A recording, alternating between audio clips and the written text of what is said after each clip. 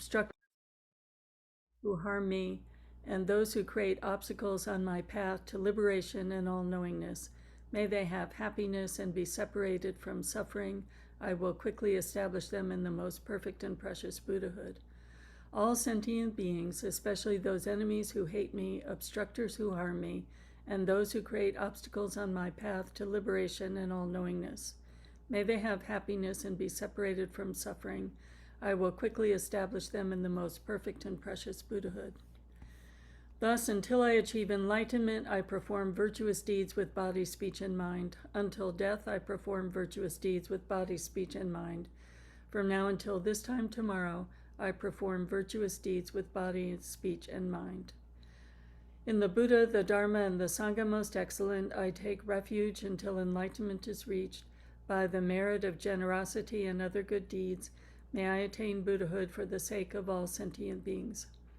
In the Buddha, the Dharma, and the Sangha most excellent, I take refuge until enlightenment is reached. By the merit of generosity and other good deeds, may I attain Buddhahood for the sake of all sentient beings. In the Buddha, the Dharma, and the Sangha most excellent, I take refuge until enlightenment is reached. By the merit of generosity and other good deeds, may I attain Buddhahood for the sake of all sentient beings. As earth and the other elements, together with space, eternally provide sustenance in many ways for the countless sentient beings, so may I become sustenance in every way for sentient beings to the limits of space until all have attained nirvana. As the Sugatas of old gave birth to the bodhicitta and progressively established themselves in the training of a bodhisattva, so I too, for the benefit of beings, shall give birth to that bodhicitta and progressively train myself in that discipline. At this moment, my life has become fruitful. I have realized my human life. Today I am born into the family of the Buddhas. Now I am a child of the Buddhas. From now on, I will forthrightly perform the actions befitting my family. I will act so as not to degrade the faultlessness and discipline of my family. Just as with a blind man finding a jewel in a heap of dust, thus somehow bodhicitta has been born in me. This is the supreme Amrita which destroys death, the inexhaustible treasure which removes the world's poverty. It is the supreme medicine which cures the world's sickness, the tree which provides rest for beings weary of wandering on the paths of existence. It is the universal bridge on which all travelers may pass over the lower realms, the rising moon of mind which dispels the torment of the kleshas. It is the great sun which puts an end to the obscurity of ignorance, the pure butter which comes of churning the milk of the holy Dharma. For travelers wandering the paths of existence, seeking happiness from objects of enjoyment, it is supreme bliss near at hand, the great feast which satisfies sentient beings. Today, witnessed by all the protectors, I have welcomed the sentient beings and Sugatas, Devas, and Asuras rejoice. May all mother sentient beings, boundless as the sky, have happiness and the causes of happiness. May they be liberated from suffering and the causes of suffering. May they never be separated from the happiness which is free from sorrow. May they rest in equanimity, free from attachment and aversion. May all mother sentient beings, boundless as the sky, have happiness and the causes of happiness. May they be liberated from suffering and the causes of suffering. May they never be separated from the happiness which is free from sorrow. May they rest in equanimity, free from attachment and aversion. May all mother sentient beings, boundless as the sky, have happiness and the causes of happiness. May they be liberated from suffering and the causes of suffering. May they never be separated from the happiness which is free from sorrow. May they rest in equanimity, free from attachment and aversion.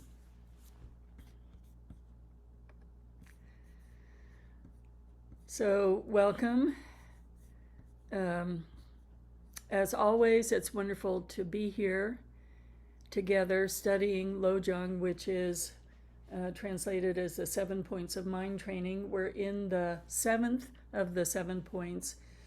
And essentially, this section is how to make this mind training our whole life. And Pema describes this slogan as her favorite slogan. And I think this slogan particularly takes courage because it is really going right to the central pain of our life. The slogan is train in the three difficulties. And the first aspect of that is clearly acknowledging that this is difficult. It is difficult to clearly look at ourselves in the mirror and see our confusion. And I think the important thing to remember is from the perspective of the Buddhist philosophy, we have Buddha nature. That is inherent. It is both our potential and the essence of who we are. But in samsara, co-arising with Buddha nature is our confusion. And our confusion is the habits and patterns of life after life after life, setting into motion due to the very human emotions that we have, actions, those actions becoming patterns that become set in our reactions, and strengthening that continuously, life after life after life. So it doesn't change that our essence is Buddha nature, but it acknowledges that we have patterns, that seeing the patterns is difficult, seeing the patterns is painful, and overcoming the patterns is difficult. So I think if we look at contemporary science, we get in several different perspectives. On the one hand, we have an understanding, a sophisticated understanding of addictions and roots of addictions, and in terms of patterns, in terms of chemistry, how strong and difficult that area is. We have the new science of unconscious bias that is really looking at how very hidden our patterns are. So unconscious bias often is from the perspective of prejudices towards different groups. And now you can take a test, relative to 10 or 20 different groups in terms of age, race, gender, millions of categories. And as wise as we think we are, there are taints of patterns that become evident, that we're tested, that we're not aware of. And so from the Buddhist perspective is, that's just a beginning, honey. Our whole perspective, our whole life is clouded by all of these patterns relative to all of our senses, relative to every single thing we see and observe. And so Buddhism is inviting us to go much, much deeper into what does it mean to unpattern. And this is where it gets really, really interesting. The three difficulties, train in the three difficulties. And the expression of this could be mindfulness, expulsion of the pattern, and interrupting the flow of the pattern. So this is a traditional vocabulary, a traditional wording in that it takes mindfulness to see when we're having a reaction. If we think of when we're able to see that we're triggered and in a reactive state, the pattern is well underway and we are just, on a speeding train. And so the Dharma teaching is, when you become aware of it, interrupt the flow of escalation. Because as long as we keep telling ourselves the story and moving into a state of unmindfulness, the train is just speeding uninterruptedly. So we want to learn how to interrupt the flow. And it's difficult because it is a speeding train.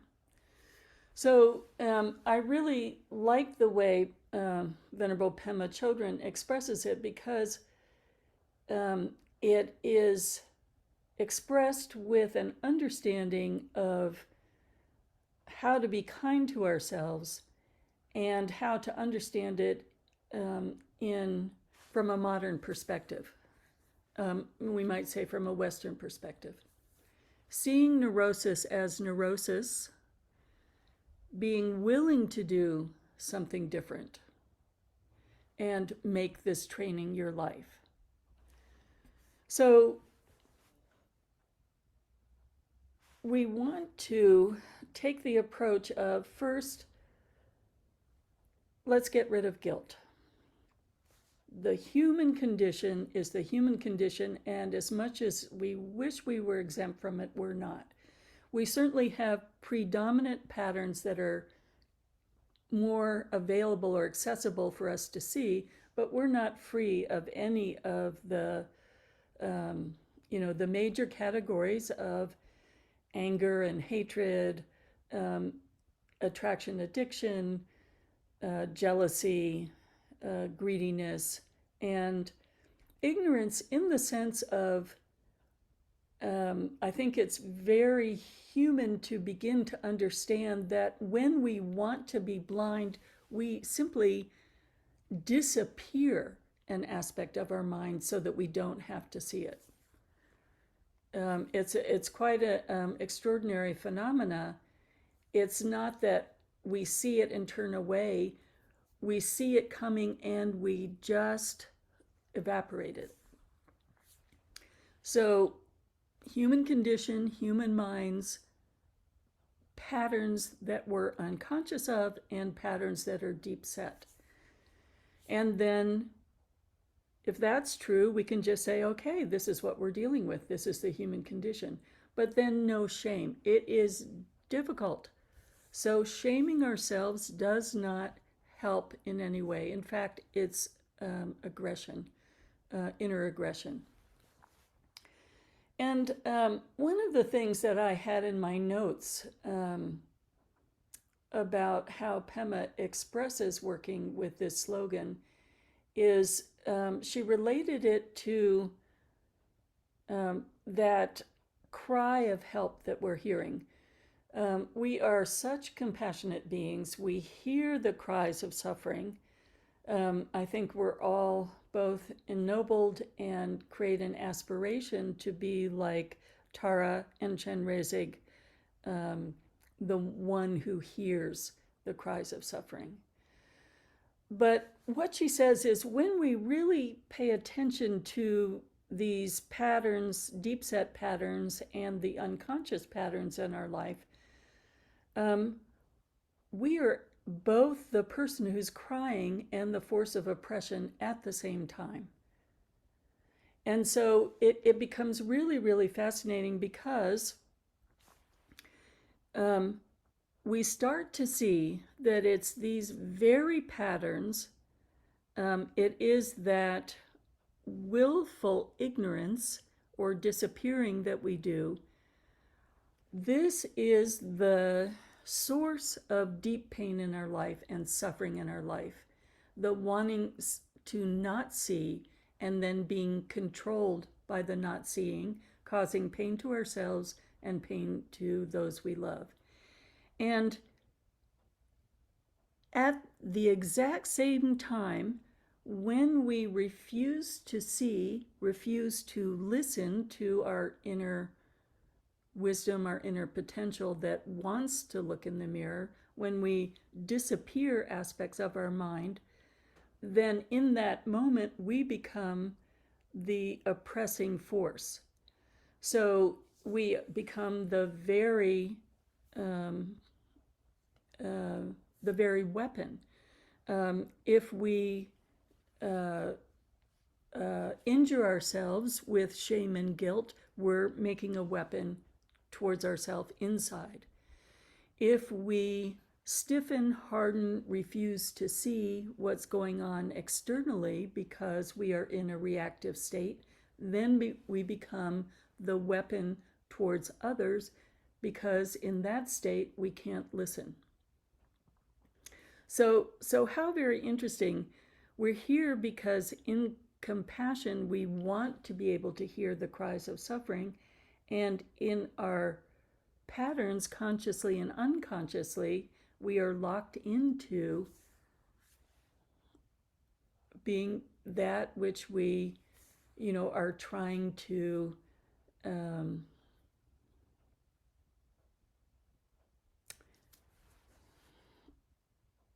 calm, compassionately care for, really look at the source of suffering and release that source of suffering in the world. So one of the keys is a verse that I think is greatly misunderstood, but I find it to be an incredible verse to contemplate, and it comes from the ancient Chinese poem Faith in Mind. And in the Chinese Chan or Zen tradition, in the same way that we study Lojong, they have these teaching poems that have been left by masters, and they contemplate them over and over. And I want to read that verse. It's the first verse of Faith in Mind. The supreme way is not difficult if only you do not pick and choose, neither love nor hate, and you will clearly understand. Be off by a hair, and you are as far apart as heaven from earth. If you want it to appear, be neither for nor against, for and against opposing each other. This is the mind's disease. Without recognizing the mysterious principle, it's useless to practice quietude. So if we think about going back to training in the 3 difficulties,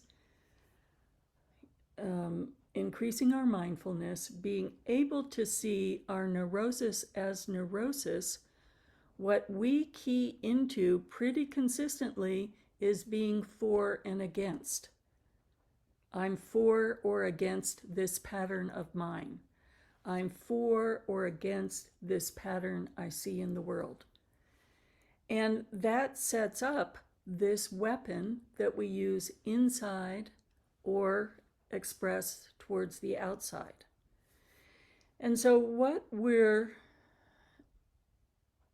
trying to see in this unpatterning is that we want to see clearly what's going on without turning it into a weapon, so we can begin to apply a sane curiosity and learn about, okay, there is a process when I get triggered, a process when I'm reactive, and I want to do something different in that moment. I want to interrupt this flow in this moment, and this is difficult. So one of the other text, the big thick text that gives additional perspective, it said, okay, let's really be sensible about this. It's very different when we're looking at our patterns in the beginning, in the middle, and in the end. We love succeeding and doing things fast in our culture. So it's hard for us to just say, okay, I'm at the beginning of working at this pattern. So in the beginning, it can be difficult to remember to apply an antidote. So we're caught in a pattern. We've been taught their antidotes, but it's just, we're in that seat on the speeding train, and it's hard to remember there's an antidote. In the middle, it's difficult to overcome, to use that antidote over and over to overcome the afflictive emotion. And in the end, it's difficult to completely eradicate the continuum.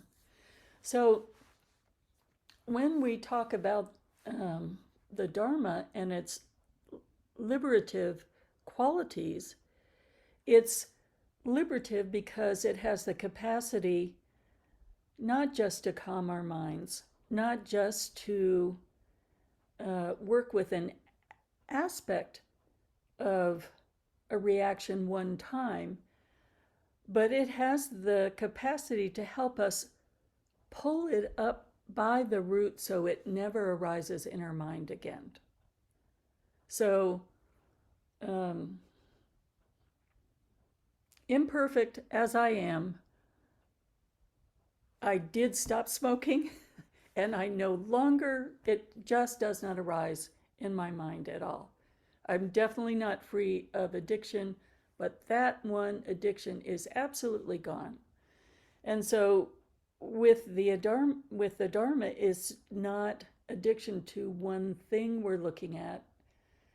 It is addiction as a quality, as a propensity, as a habit or pattern, totally being eradicated.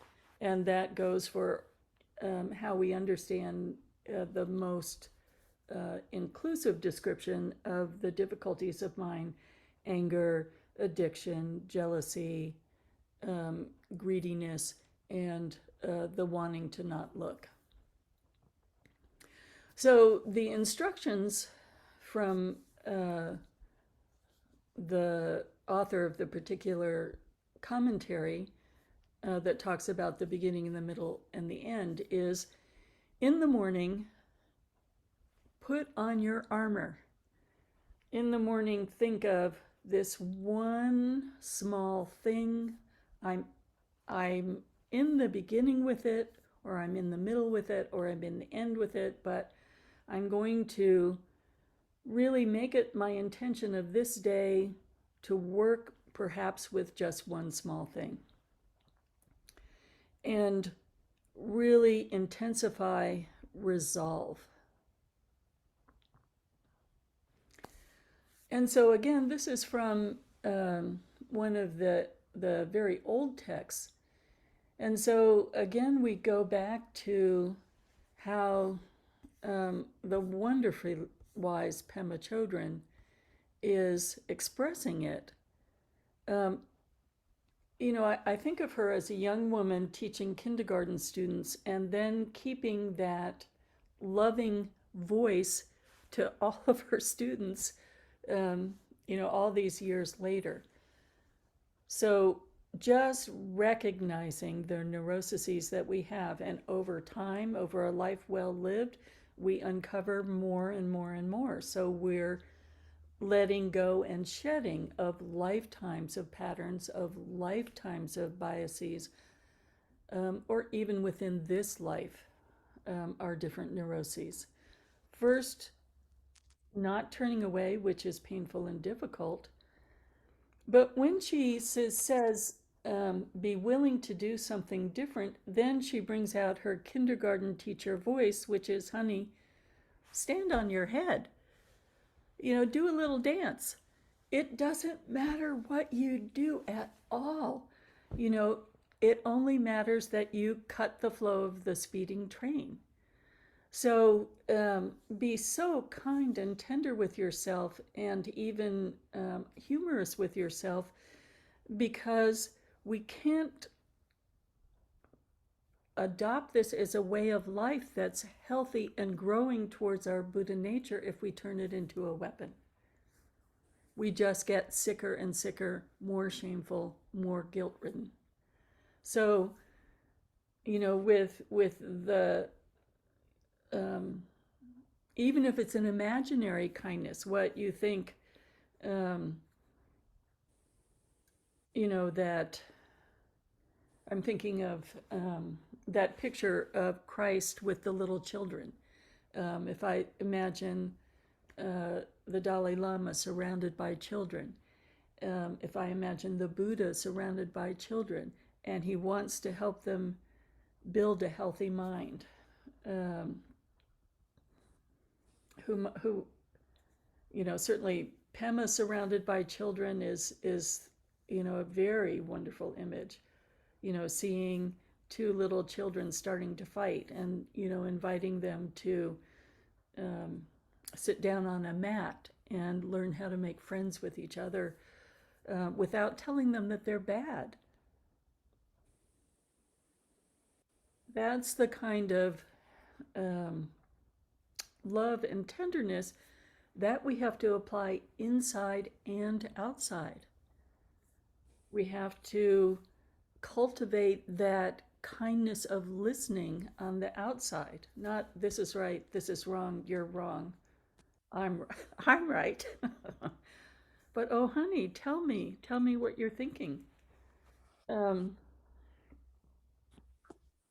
I had a wonderful mentor named Louise Diamond, and her work was with hereditary enemies. So she would bring together young people who were going to be potential leaders, and um, of like the Palestinian and Jewish groups, or um, other. She went to some of the most difficult war-torn areas like Burundi, and they would take these young people and bring them to a neutral situation, and then um, find ways to help them make friends and talk to each other. And uh, she was such an extraordinary teacher to me. She said once she was going to teach this way of working with some veterans, and she said before she went to teach them, she sat down and looked at her own capacity to kill. And she looked at it with absolute honesty. So that then when she went to teach the veterans, she had no sense of you are separate from me, and the experiences that you have are foreign to me and or things that I would reject. She could look into the eyes, saying we're humans together. We recognize this capacity, and I can still love me and you. So it is painful. It is difficult, and it is slow, and it is the cry that is coming from the world and from our own heart to please do this work.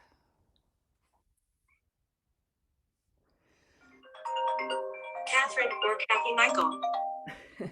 So this morning, um, I want to give each of us some time to just sit with this and think of, okay, it's still early in the morning.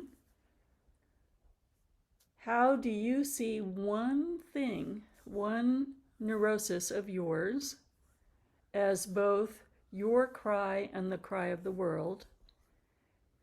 And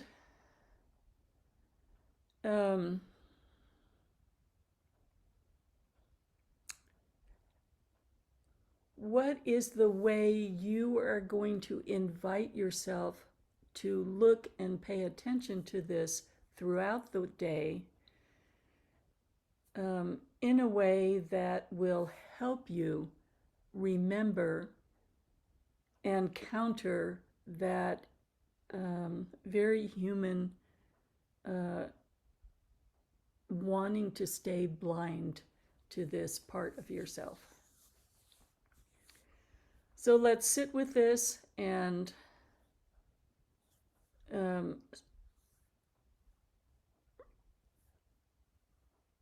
approach ourselves with the kindest voice that we can imagine to encourage ourselves in this looking within.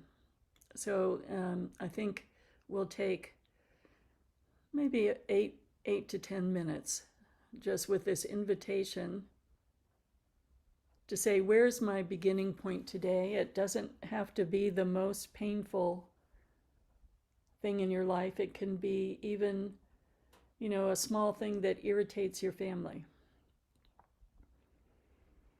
And what will help you pay attention, and what is the curious and humorous antidote that you think will interrupt the flow for you today? Okay, let's sit with this.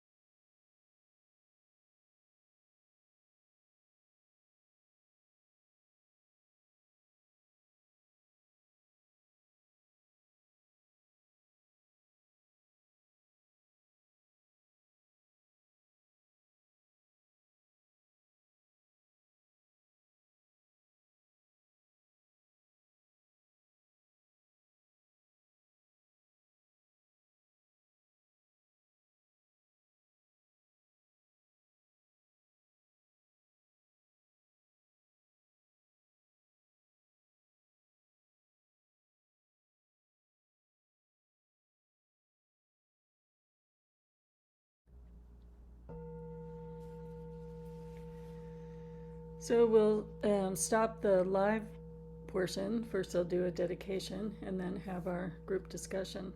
Bodhicitta, the excellent and precious mind, where it is unborn, may it arise. Where it is born, may it not decline, but ever increase, higher and higher.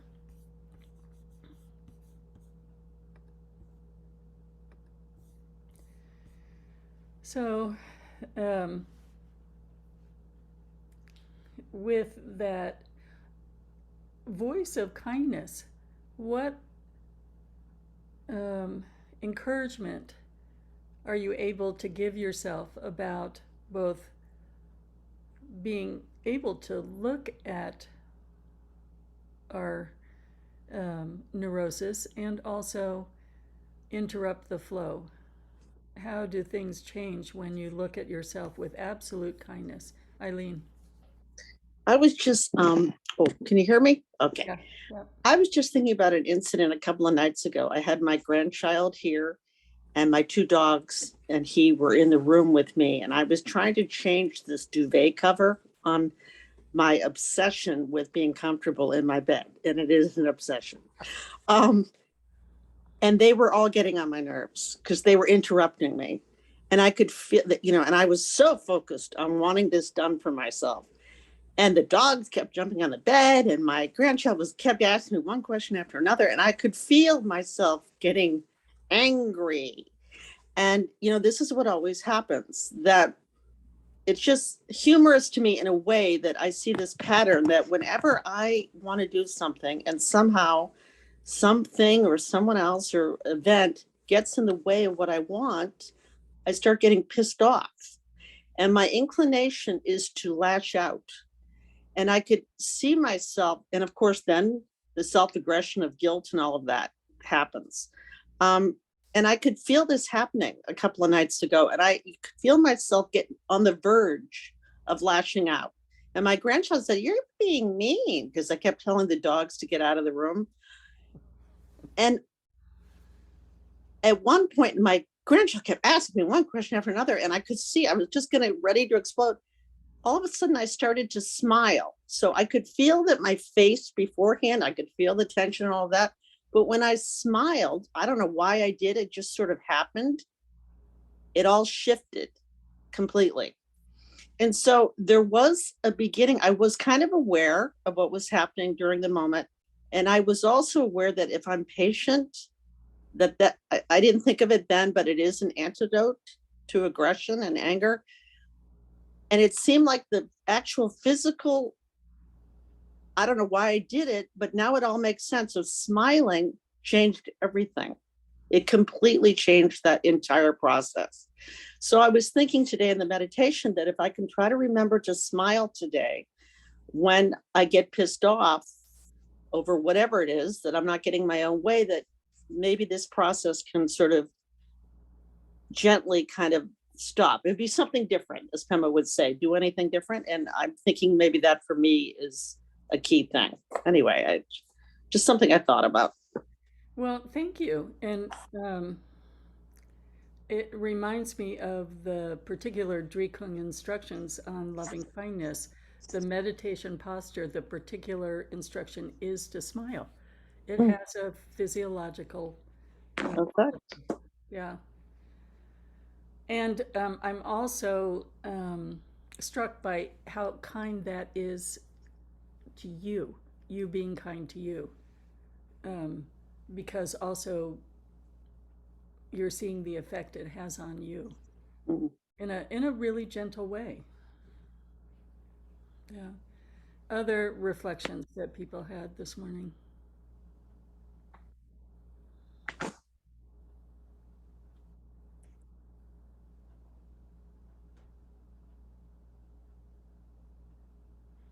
Barbara.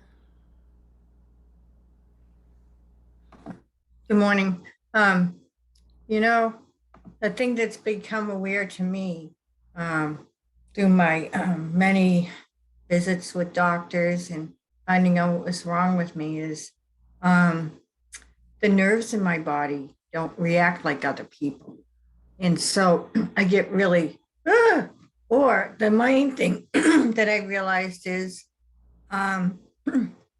my face has a certain look all the time, no matter how I feel, because I have a condition that no matter how the nerves aren't reacting, I have sensory things and they don't come out. So people all my life have said, what's wrong with her? You know, and that would really aggravate me because I might be having loving kindness in my heart. You know what I mean? And I'd be like, what do I do now? But so I'm trying to deal with that because I see the look on people's faces. It's not unfamiliar to me. And honestly, the medicine I'm on helps a lot, that my eye isn't drooping and different things like that. And but it's really hard to realize that it's nothing really to do with me, except that it's their reactions, you know. And so I try to smile a lot, which, you know, there was a time that even a smile looked like a smirk. You know what I mean? And it was just, I didn't know what was wrong. I do now, you know?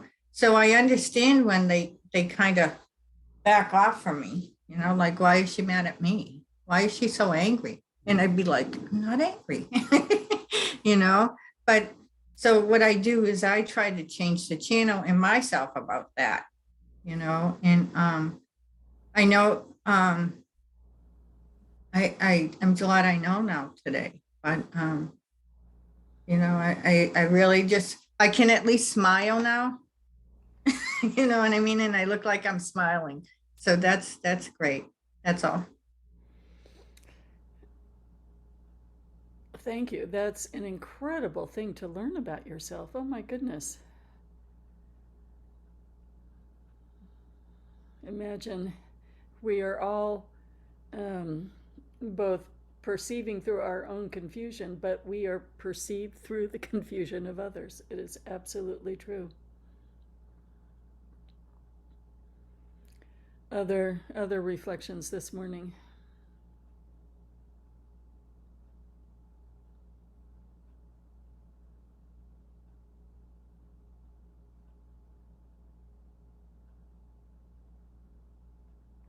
Kathy, uh, Kathy, you had your hand up. Sorry. Yeah, sorry, I wasn't able to unmute. This is the first time I've heard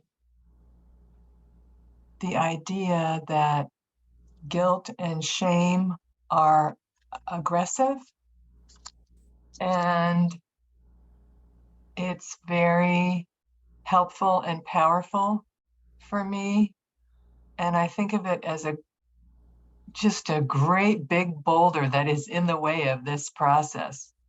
Um, uh, and I just think well, yeah, whether it's other religious traditions or just our culture, and even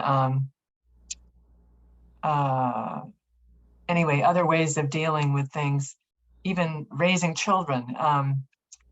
You know, guilt and shame play such a role, and they are so aggressive internally. And I was walking with a friend yesterday who was feeling, you know, guilt and shame about something. And it's interesting, my reaction was to have her not feel that way, that it was getting in the way of her process. So anyway, I think it's a really big boulder, guilt and shame. And it's the first time I've ever heard it described as an aggressive act to oneself. And I find it extraordinarily powerful and illuminating. You know, absolutely. And the many Tibetan teachers would say that is our cultural neurosis. It's a cultural neurosis that we share. That remorse is different from guilt and shame. Remorse is a recognition, and then you look to see how you might get the resources to help you change. But we so take in the guilt and shame, and then start wounding ourselves with it. Yeah, absolutely. Jeff, what is your thought this morning?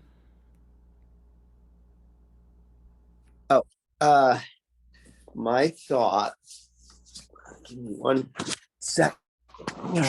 Um, as usual, it's like, oh, I can't not say something. Kathy,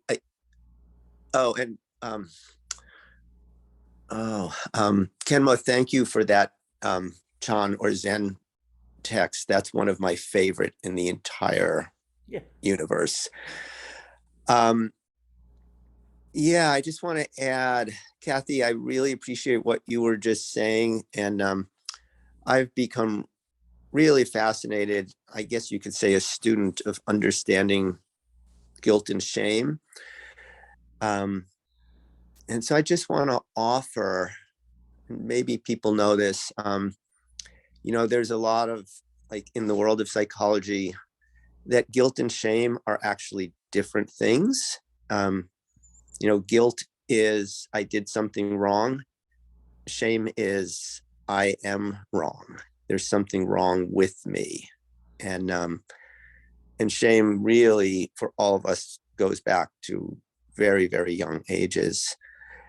And one thing I learned is almost like if somebody is feeling shame, particularly shame, if you say, oh, no, there's nothing, like you did something, there's nothing to be ashamed of, you didn't do anything wrong, it can then actually add to the shame, because the person then feels like there's something wrong with me, that I feel ashamed of myself because I actually didn't do anything wrong. Like, it's very counterintuitive, but I mean, I don't know if anybody here could relate to that, but if you're really feeling shame and somebody says like, no, you shouldn't, now you're actually feeling more like you've been criticized.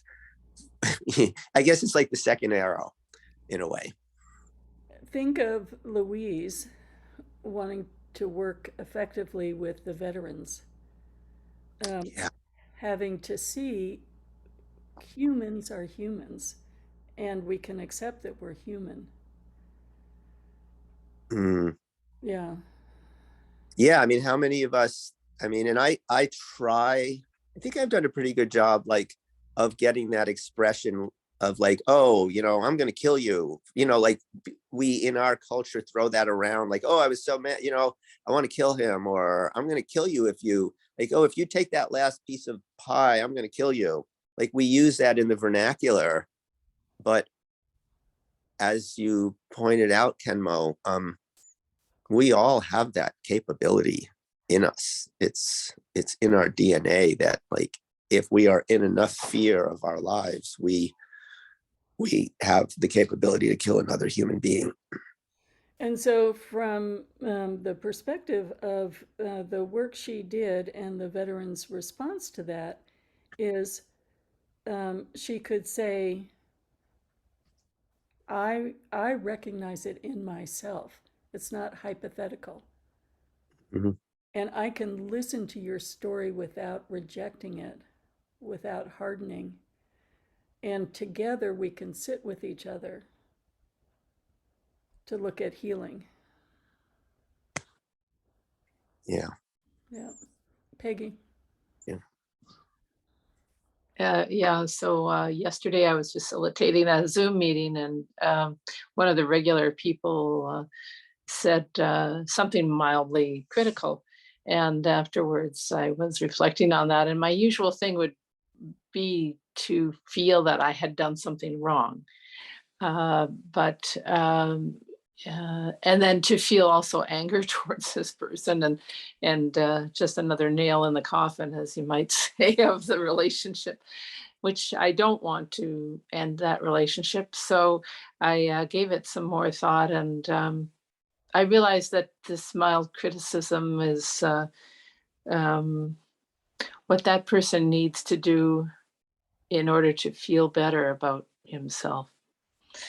And that's kind of the first time I was really able to gain that ground and not buy into whoa, next time I have to do better, all that kind of talk.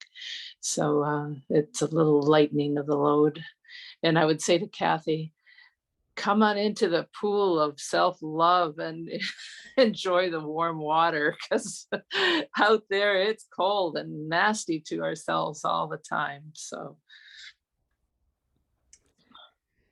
Well, even think of, when I was giving the instruction to imagine a kind voice,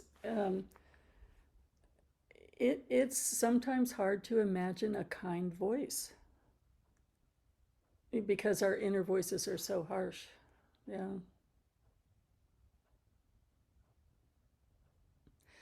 So,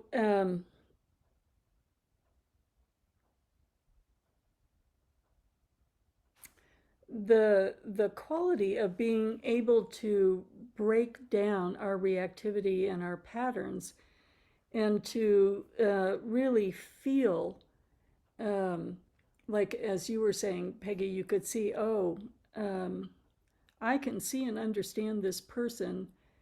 I can see that the way they were working came from a need to feel better about themselves.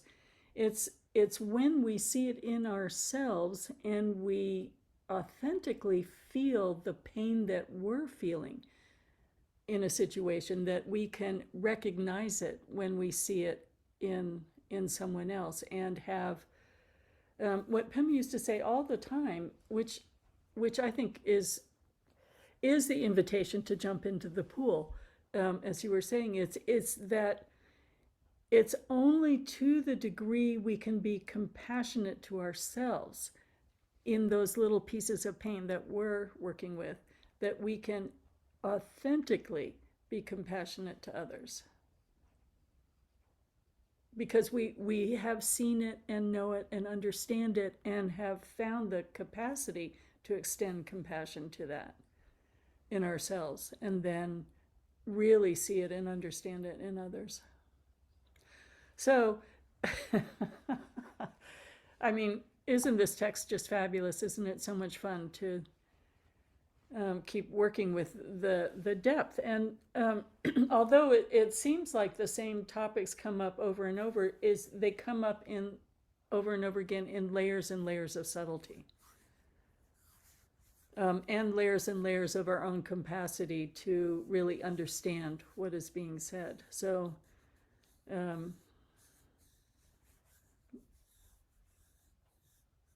it is always fresh to me to really keep looking at these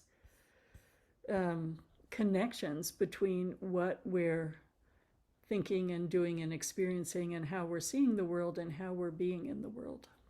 So thank you, everyone. We will go to our dedication.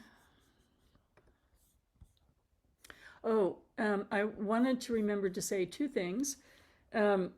Right after our class, we raised about $700 or $800 for the refugees with that Bodhisattva intention. So thank you, everyone. And it went to the Portland Family Shelter that makes contributions to the hotels that are housing refugee families. And then For and Against is the Disease of the Mind. In our ears, we're having an election night vigil, so that will be Tuesday night. So maybe I'll add that poem to the readings for the election night vigil. And then we have a retreat coming up that will, again, invite deeper reflection on particularly this process. So that is the November 11th, 12th Veterans Weekend. So in the US, there's a holiday on that Friday, so we can make it a 3-day retreat.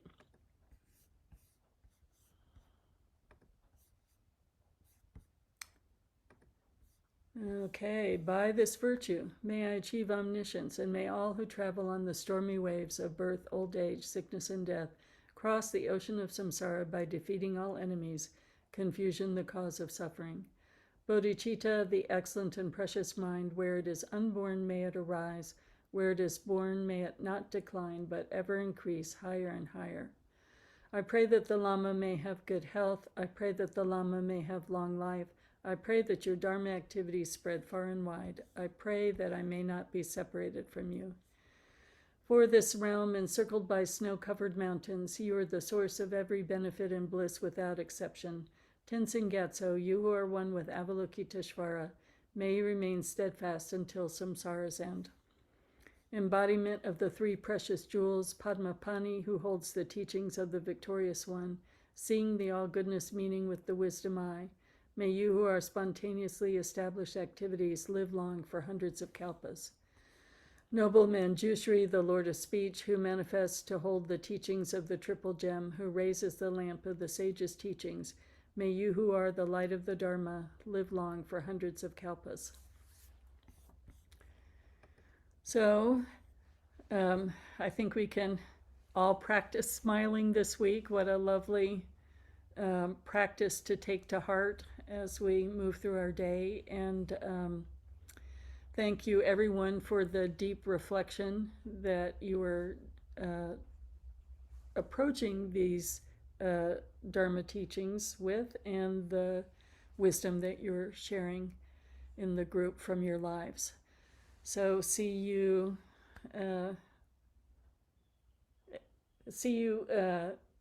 next Sunday, I hope, and reminding everyone again that Carol will be back to teach the Three Palms Qigong after the retreat. So it's on pause, but let's smile a lot this week. So take care. And thank you again for your very good work. Thank you, Khenmo. Thank you, Khenmo. Thank you, everybody. Thank you, Khenmo. Thanks, everyone. Thanks, Khenmo. Thank you. Thanks, Khenmo. Thanks all.